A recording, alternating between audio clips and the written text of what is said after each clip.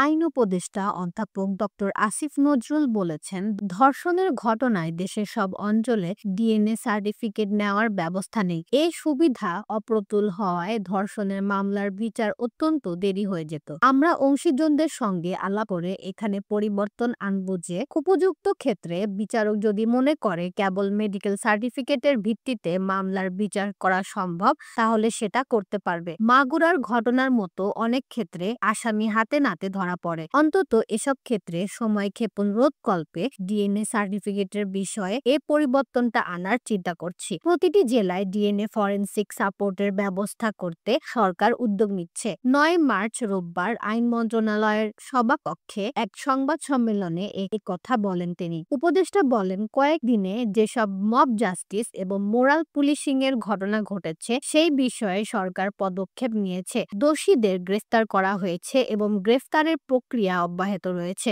সব ঘটনা সরকারের পর্যবেক্ষণে আছে। আমরা দেশবাসীকে আশ্বস্ত করতে চাই যে কোনো অপরাধী বিচারের বাইরে থাকবে না।